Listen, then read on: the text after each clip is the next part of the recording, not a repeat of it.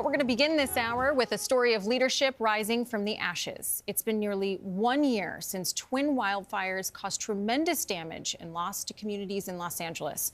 The Palisades and Eaton fires combined to kill at least 30 people and destroyed more than 10,000 homes. A year later, many homeowners are struggling for relief with their insurance companies.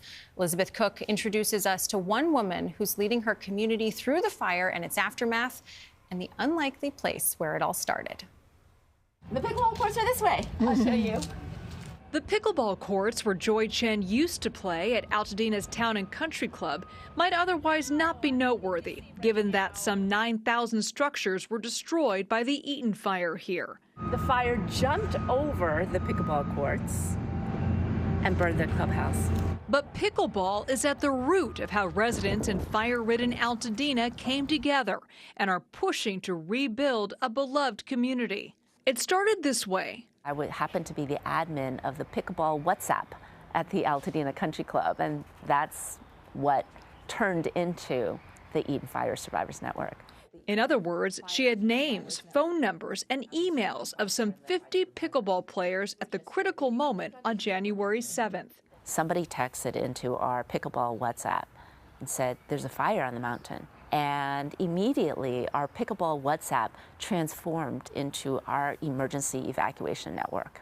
Altadena is an unincorporated part of Los Angeles County, and what we've learned from a report in September, the official evacuation notification system didn't work well. But then the pickleball WhatsApp was instantly important. We started saying, okay, the fire's here, the fire's there. Call Jean, fire's getting close to Jean's house, get Jean out. So it was just like that all through the evening.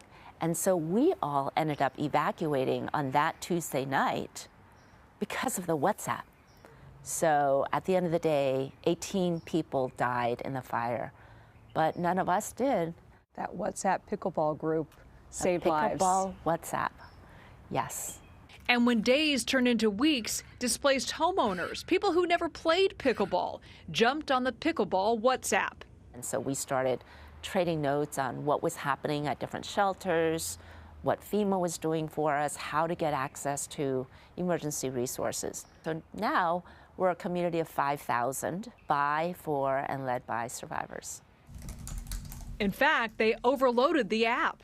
So the Eaton Fire Survivors Network migrated to the Discord servers. That allowed them to prioritize their needs. See that we have all these different channels: banking, mortgage, debris removal. It should also be noted that Joy Chen is a woman with a resume, with know-how, a pickleball player at the right place at a tragic time. And you're so uniquely qualified to serve this role because not only a former deputy mayor of Los Angeles, you understand the bureaucracy, you understand local governments, but you're also a best-selling author who wrote books about leadership that include media training and being a good communicator.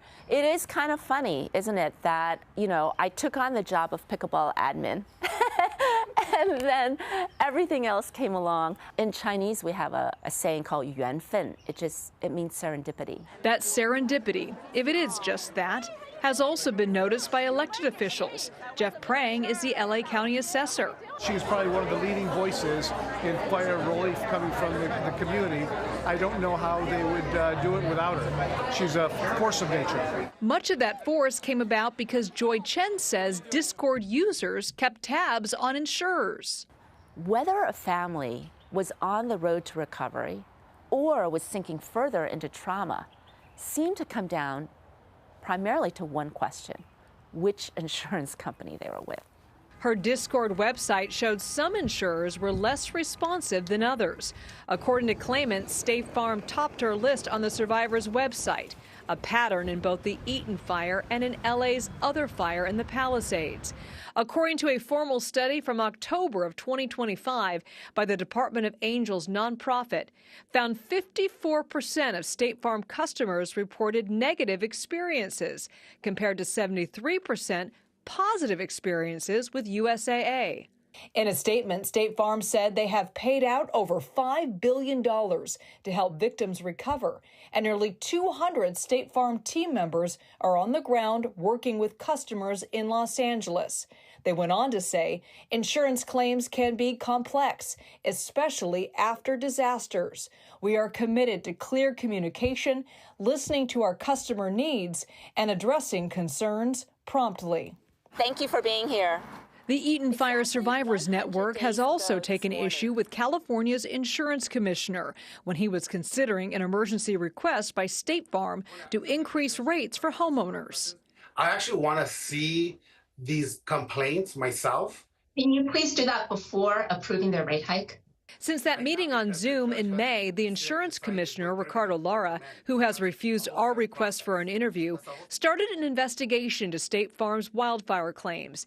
And in December of this year, said in a statement to CBS News, in part, insurance companies finally must guarantee they will write more policies in wildfire-distressed areas. This is a huge turnaround and a big win for consumers. The insurance commissioner has launched an official investigation, primarily State Farm, Which we forced him to launch. because of the pressure that your groups and others have put on them. That was huge. But still, at the end of 2025, the frustration Eaton Fire survivors have has not abated. In their October survey, the Department of Angels nonprofit found 9 months after the fires, 70% of displaced families still can't go home.